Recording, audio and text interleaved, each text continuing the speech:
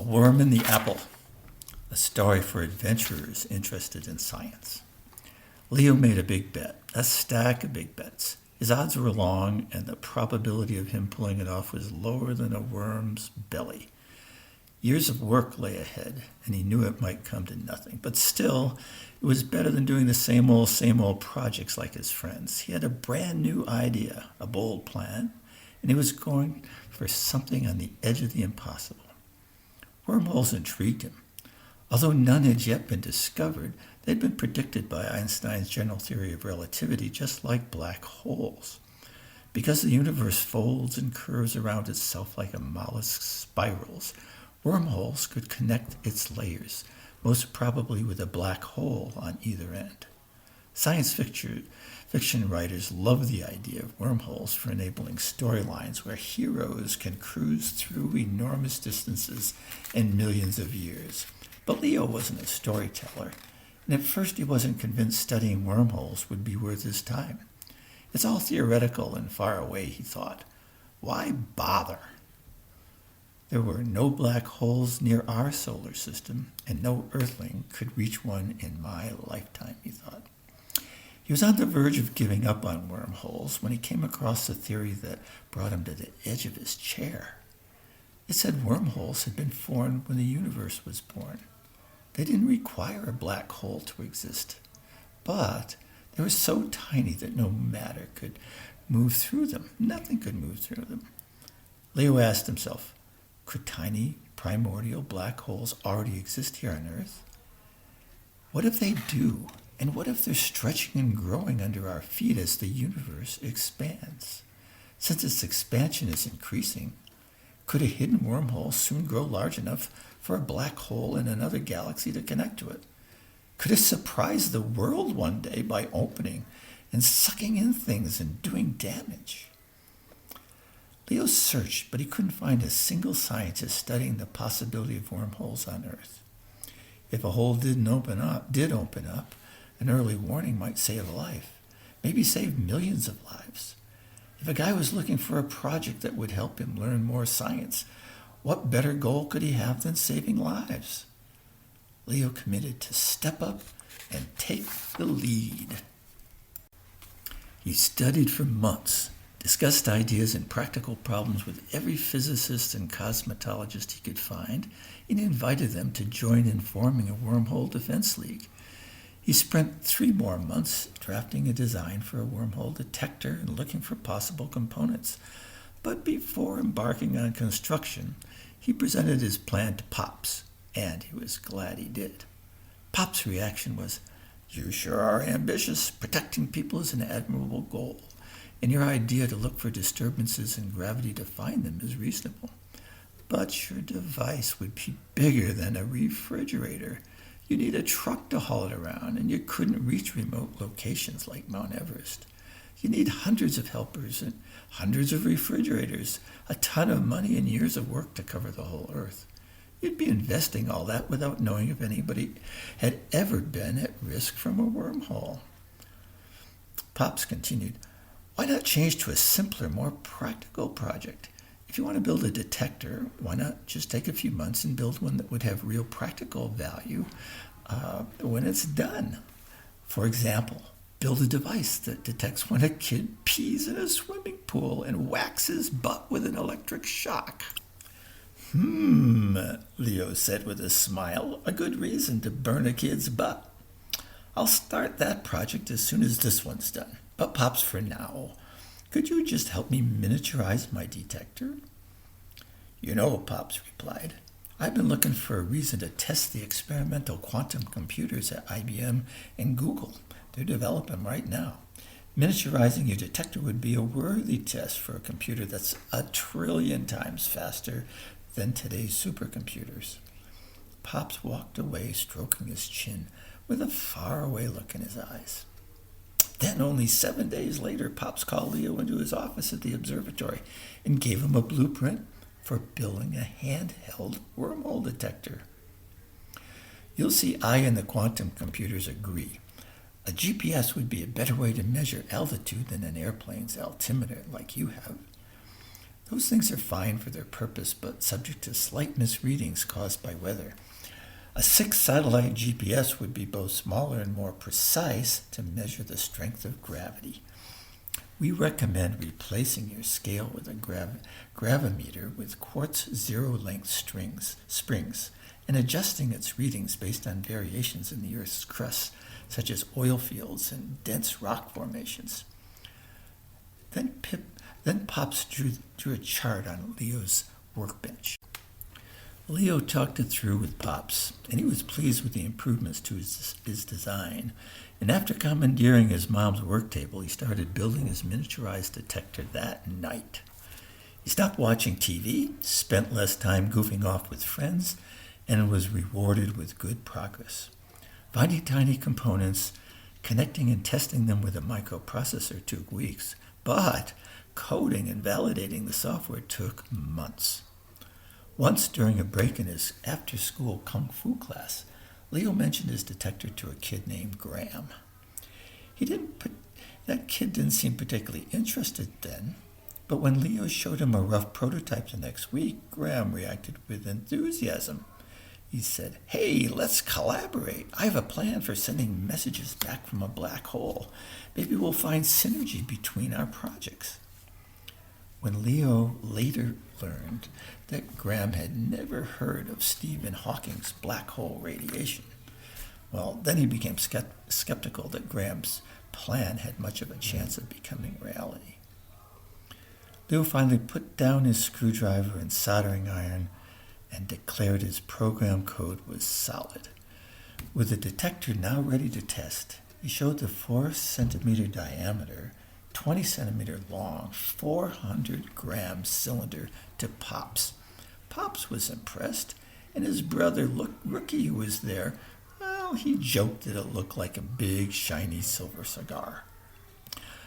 A recessed switch turned it on, and after it warmed up, a pinhead LED showed that it had entered wormhole search mode. It then continually measured its altitude and gravity's pull. It operated silently unless the gravity reading didn't match Leo's prediction.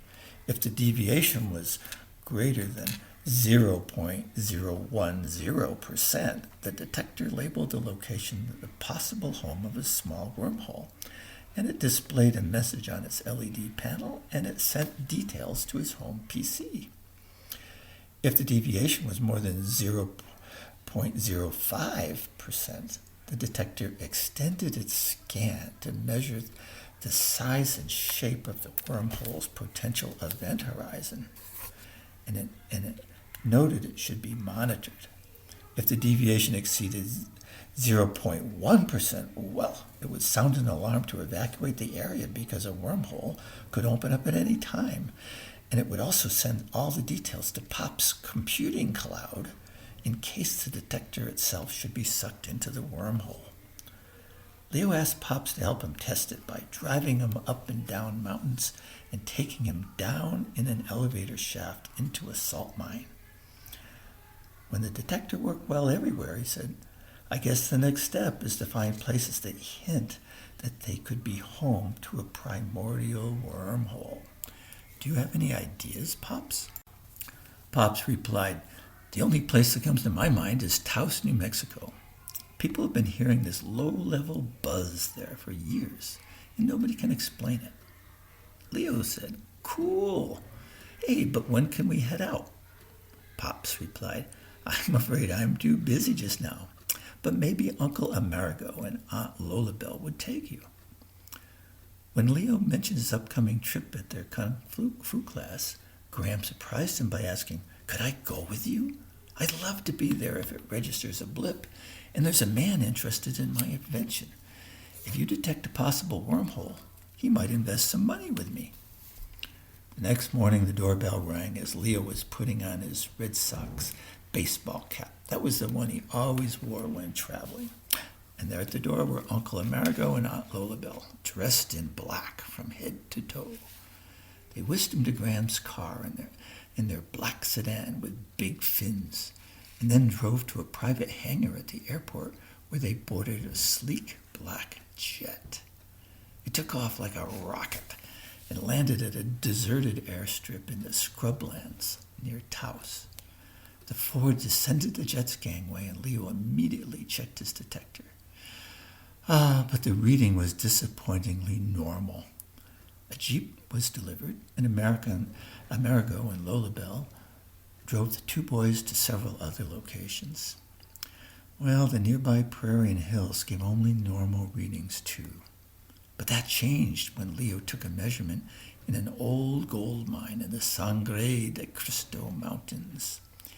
Yay, yay, yay, yay, he exclaimed when he saw the detector's first reading other than normal. The gold mine's gravity was 0.015% lower than expected.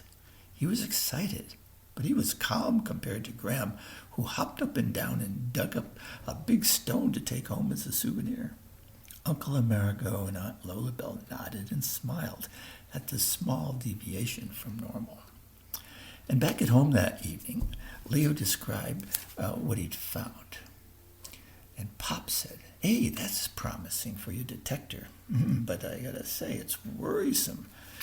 If it turns out that there are primordial wormholes right here on Earth, I wonder if that reading is a small error or if it's the real deal. You need another good place to test." Leo's mom was at her desk, and she overheard their conversation and called out, "Hey, when I was growing up in New York City, I learned of a spot the early settlers called Spuyten-Duyvil. That was Dutch for spitting devil. It's where the Harlem River meets the Hudson River, and water would occasionally spout up into the air for no apparent reason. Maybe that's a sign of a wormhole, occasionally spouting into the air, opening and closing quickly." Leo was intrigued, and he couldn't wait to take a reading there. That evening he called Uncle Amerigo and Aunt Lola Bell and asked if they would take Graham and him to New York City. He also mentioned that Graham had asked if a billionaire friend of his named Mr. Johnston could join them.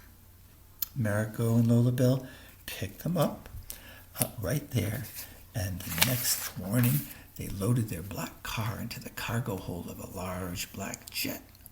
They flew to New York and drove to a riverside park where Mr. Johnstone was to meet them. Amerigo said he and Lola Bell needed to run an errand in the city. They'd be back soon. Johnston was nowhere to be found.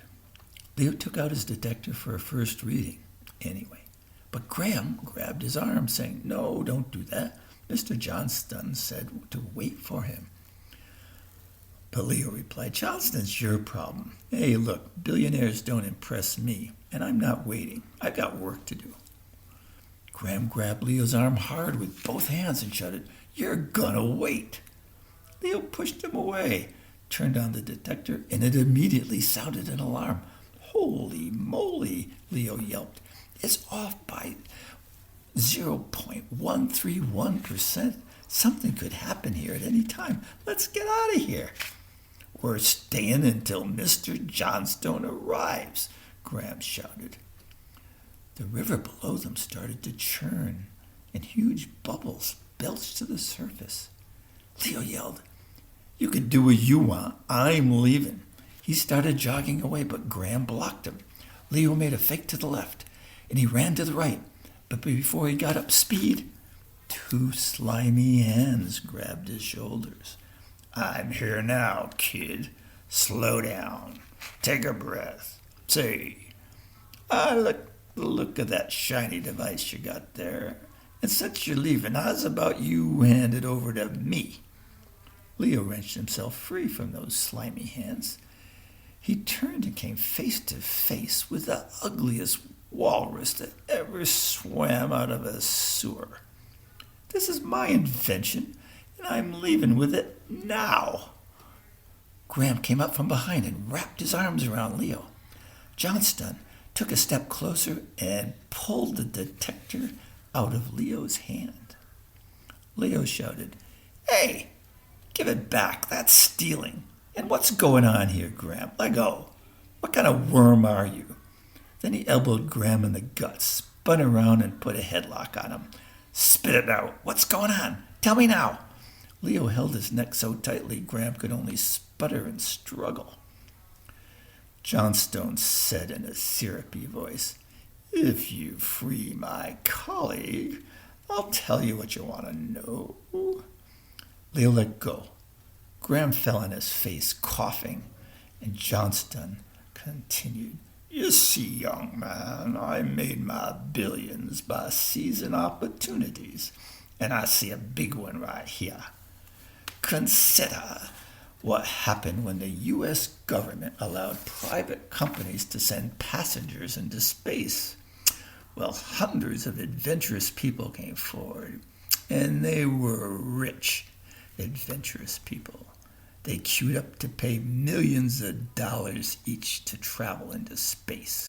What if they could take a trip into a wormhole? They'd pay millions for that, too. Your wormhole detector will allow me to relieve those rich guys of their money.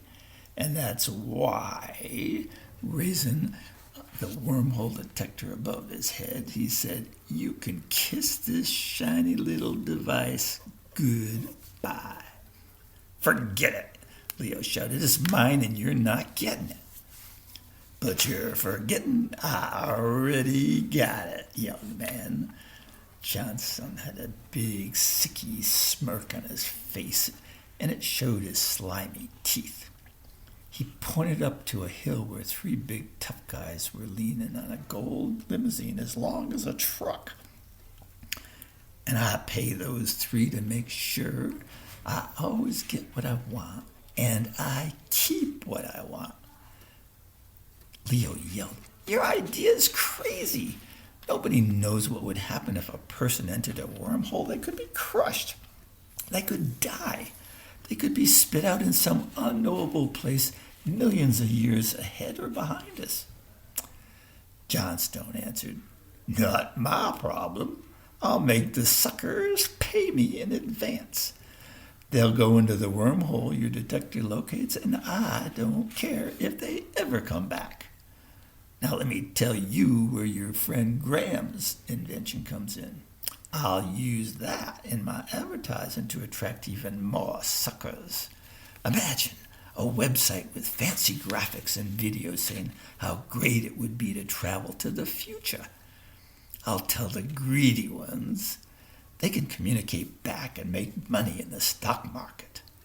I'll tell the do-gooders they can help all of mankind by warning what will happen if we don't recycle or stop driving our polluted cars." "Ha! I can say anything." He just cackled like a crazy man. "It doesn't matter if it's true, you silly boy. I'll make the idea of going into a wormhole so appealing, your detector won't be able to find enough wormholes for me." Leo shouted, "That's just cruel and wrong. Your lies would lure people to their deaths." "Like I told you," Johnstone said, "if the suckers die, that's their problem. It ain't mine. They'll disappear. No one will know if they're alive or dead, and I'll have made another few $1 billion. Leo shouted, "My invention will never be part of such a dastardly scheme." "Ha, ha, ha," Johnstone laughed. "Well, I have the detector right here in my hand, and I don't see what a young guy like you can do about it. Be smart, young man. Accept that you've been beaten, and enjoy watching me become richer." "At this minute, I may not know what I'm going to do," Leo said, "but I'll do something, and you won't like it." Now Leo's threat jarred Johnstone, and his face darkened. With a deep growl, that walrus said, "You're not as smart a kid as I thought you were." Facing up the hill where the three thugs were standing, he called out, "Get yourselves down here and take care of this one.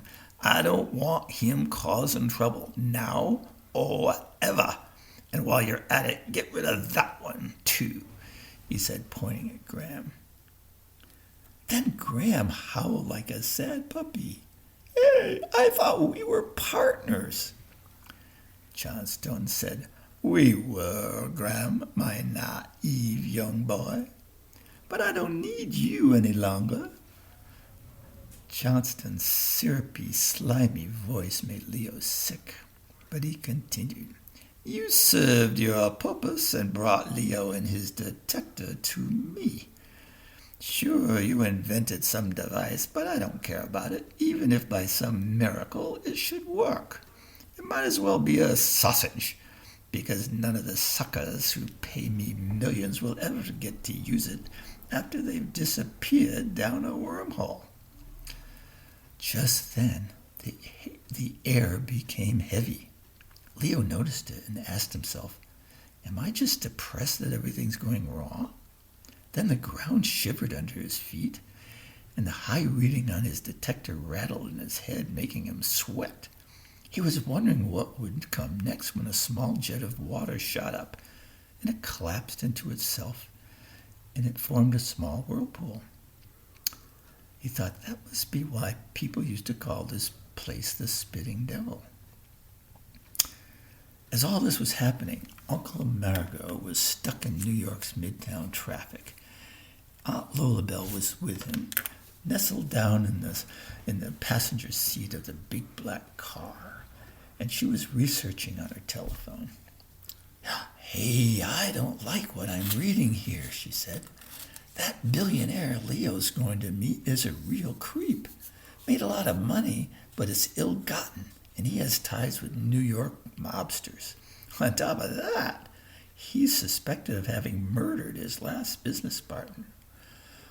Exhaling in a whistle, Marigot said, "Whoa, our nephew Leo is a capable guy, but he just might need help dealing with mobsters and murderers." Marigot looked around and checked that no pedestrians were near the car. Then he flipped a switch beneath the dashboard, and the car rose straight up into the air. He flipped a second switch, and wings whirred out from under the doors. The car hovered just 8 feet above the traffic until he gunned the engine, and it shot up, toasting the golden arches of the McDonald's right there on the corner. He arced the plane to the north, and within 2 minutes, Lola Bell and he were hovering over Spuyten Duyvil, fighting against a fierce wind blowing toward a whirlpool that had formed in the river.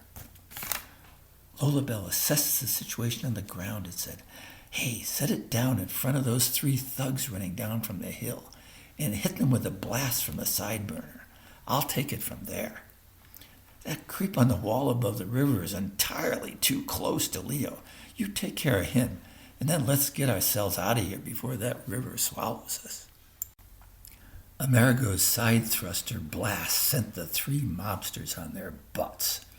Lola Bell ran straight at them, pulled off her right earring, and pushed the small button in its center. It expanded to a dinner plate-sized disc, trailing a wire with a ring on the end. She grabbed the ring in her right hand, grabbed a disc in her left, and launched it like a frisbee. Directing its course with the ring, it circled the mobsters 4 times and then flew back to her. She double-tapped the disc center button, and it reeled in the wire. The 3 gangsters bashed into each other and fell on the ground. She double-tapped again to pull it tight before sauntering over to them as they yelled and cursed her. "Boys, you should never be rude, even when you're angry," she said with a smile. Then she removed a spray can from her shoulder holster, aimed and covered the mobsters with a white, foamy substance.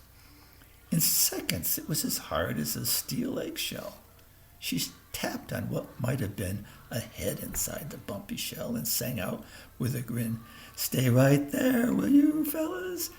More cursing came from the shell, and it bumped around, but Lola Bell returned to the car without a concern and phoned the police with a smile on her face. But Amerigo wasn't smiling. Graham was sitting under a bush, sniffling with his arms wrapped around his knee. The pipe rails that fenced the top of the river wall had started vibrating. He could see Johnston's slimy hands reaching for Leo, and the silver detector reflected the sun from his shirt pocket. Amerigo called out, Change of plans, Johnston. The walrus turned, stared for a moment, and said sarcastically, "Ooh, ooh, ooh. I see a face I once saw on a Russian poster. Now it's coming back to me. The Ruskies called you Mr. A, the enemy of the state. What are you doing here? Swooping in to take sides with a kid? Seems beneath your station." Just then the devil spit out a water jet that soaked everybody, and 36 boisterous seagulls converged on the churning water and started diving for fish. Amerigo pointed and said, "Look at that." When Johnston turned his head, Amerigo plucked the detector from his pocket. Well, now," he said, "look what I found." "Give that back. You're a fool. You don't know who you're messing with. The CIA might call you their prized volunteer, but I got guys here who'll break you like a matchstick if you cross me." Amerigo smiled and pointed his thumb back over his shoulder. "Oh, you mean those scrambled eggs Lola Bell put back into their shell?" Leo called out, "Something's happening. Look there." The ground vibrated in violent spasms, and the cement walkway above the river buckled and splintered. Nearby trees swayed, and their leaves flew into the air. The waterspout disappeared and was replaced by a whirlpool that quickly spanned the entire river. Leaves flew into it. Seagulls appeared to dive at it, but they'd actually been sucked in. Dark blobs that must have been bats were sucked in, powerless to resist, from the belfry of a church across the river. Leo stood behind the railing, holding the top pipe against his waist as the whirlpool's force tugged at his clothes. When his baseball cap flew off, he joked to himself, "I should have known. New York hates the Red Sox." But his joking mood ended when he remembered his detector's crazy high reading. When will this end? And where? He asked himself. A dead branch cracked, flew off a tree, and whacked the side of his head on its way to the whirlpool, drawing blood, making him dizzy and draining his strength. Amerigo was shocked at the unearthly power in front of him, even though Leo had warned him what to expect if a wormhole opened up. He was even more shocked when he saw Johnston's feet leave the ground, with only the fence keeping him from being sucked in. He reached out, grabbed Johnston's shoulders to secure him. "Ay-ya!" Leo said through clenched teeth in a grimace as the detector fell out of his pocket and rolled into the fence. Johnston saw it, and a satisfied grin filled his walrus face. He pushed away Amerigo's helping hands and reached for the detector, but it had rolled too far. He leaned through the fence, balanced his bulky gut on the bottom rail, and stretched as far as he could. With leaves, branches, robins, sparrows, all flying toward the whirlpool's depths, the detector shot off the wall's ledge. Johnston lunged for it, and the force pulled him through the fence. Amerigo reached out and grabbed his foot, but the shoe came off, and in a second, Johnston flew from the wall, twisting his face and belly upward toward the sky and doing what looked like the backstroke through the air. If Johnston was yelling, nobody could hear it over the enormous roar from the whirlpool. The walrus vanished into the vortex. Amerigo looked to his right and saw Leo holding the fence, but now, with his arms were different. They were outstretched, and his legs were flapping like a flag in the wind. The whirlpool now became a dark pit, a hole in the earth, fiercely inhaling trash from nearby streets, flower pots from buildings, dogs and cats. The flag called Leo looked like he was next. Himself sucked toward the hole, but protected by the fence, Amerigo pulled himself along the rail. He reached Leo, extended his legs under the lower pipe so it held him like a paperclip. He stretched and grabbed Leo's belt. Uncle and nephew were locked together and thought the same thing at the same moment. We can't hold out long. Lola Bell saw Graham holding the branches of a bush, his long hair out straight toward the pit, his pants flapping and sliding down his legs. She drove the big black sedan toward him as the pit's force relentlessly pulled on the car. Stopping between Graham and the river, she jumped in the back seat, opened the rear door, took hold of Graham's legs and nodded her head. He released his hold on the bush and slid into the car with her help. She climbed back into the driver's seat and headed the car toward Leo and Amerigo. The force tugging the car lessened when she nosed it toward the river, but a lateral force continually pulled the car's tail fins and threatened to turn its side toward the river and send it crashing through the fence. What to do? She asked herself. Then Lola Bell remembered the thrusters. She turned them on, set their dial to balance mode, and the car became stable. She thought of using the front thruster to push against the pit's pull, but it would have fried both Leo and Amerigo. Lola Bell took a quick breath, looked up, and saw people flying through the air toward her from across the street. But they didn't reach her. They were sucked into the pit. Terror! She felt terror. A red double-decker tourist bus now flew at her like an airborne freight train. But it too was sucked into the pit before it got to her. Only a small splash of water erupted because the river was also being sucked into the pit. Lola Bell, the car, Amerigo, and Leo, the entire Atlantic Ocean could be sucked in next.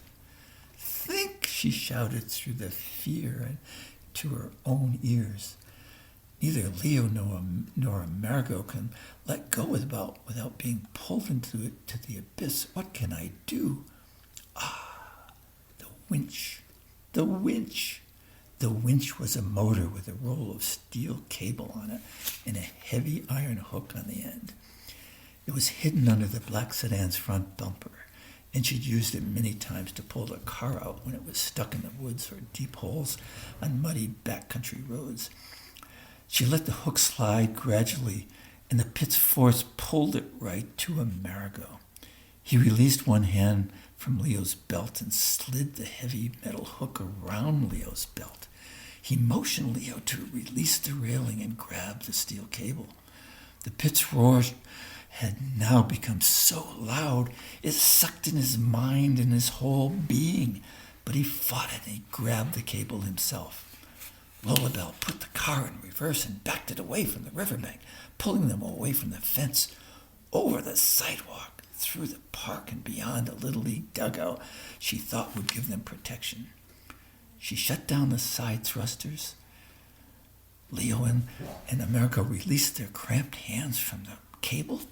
They staggered away from the wormhole's force, pried open the back door, clambered inside, and tried to catch their breath. Leo's clothes were shredded, his arms and elbows skinned and bloody from the park stones, and the toes of his shoes were torn like a clown's. But he was alive. "Buckle up!" Lola Bell shouted over the continuing roar. "We're getting out of here, on the ground. Air might be faster, but I am opting for safer." Leo looked back and saw the railing disappear into the pit and kept watching as the nearby ground fell away too. He thought, where will this end? How big is a wormhole? Might it suck in all of New York? The whole earth? They drove up the hill past Johnstone's gold limousine, and from there he saw the hole expanding perilously close now to the white blob containing the three mobsters. He pointed it out to Amerigo, who called the police to warn them. Every heart in the car pounded long after they were over the hill and out of immediate danger and out of the sight of the Spuyten Duyvil. Nobody said a word, though. They'd witnessed the power of nature that perhaps nobody in the whole world had ever seen. Seen and survived, that is. The car remained quiet, its occupants lost in thoughts of other ways, not nicer, but other ways the day may have ended. As Lola Bell drove, the radio's news station came on and reported that a bus accident had caused several lives to be lost. But there was no mention of the amazing phenomenon they just witnessed. Amerigo said, after things settle down, I'll contact my government friends and find out whether they don't know what happened or if they're covering it up. Either way, I'll tell them about the wormhole in your detector. Leo, I bet you can make a quick sale if you want one. Amerigo said he and Lola Bell needed to stay a while in New York to attend to their unfinished errand, and he phoned ahead for plane tickets for Graham and Leo. As they were approaching the airport, he said, well, boys, I'm sure you'll safely get home and you'll be so glad that this adventure is over. There were lots of lessons in it for all of us. And Leo, I'm sorry your detector was lost. How tough will it be to recreate? Leo said, it'll take a bit of time and money, but I have plans, so it won't take too long. Just now, while we were driving, I cooked up some new ideas to make it more useful, and I plan to... Ouch, ouch, ouch, Lola Bell interrupted.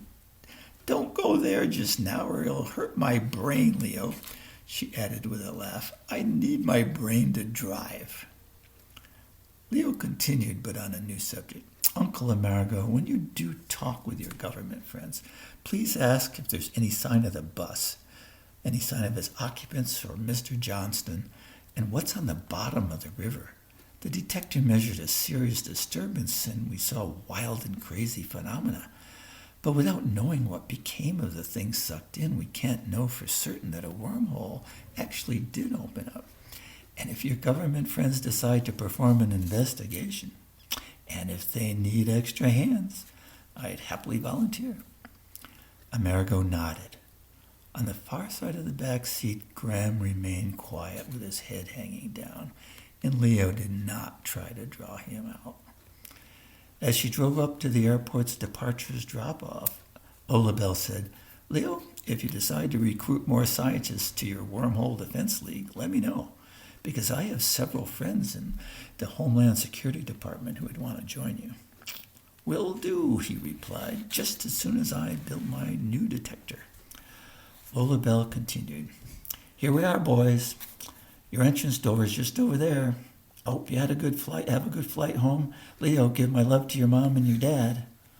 Leo replied, I certainly will. And before I jump out, I want you to know how much I appreciate Amerigo and you saving my skin today. Adventures are great, so long as you arrive alive. And that's the end.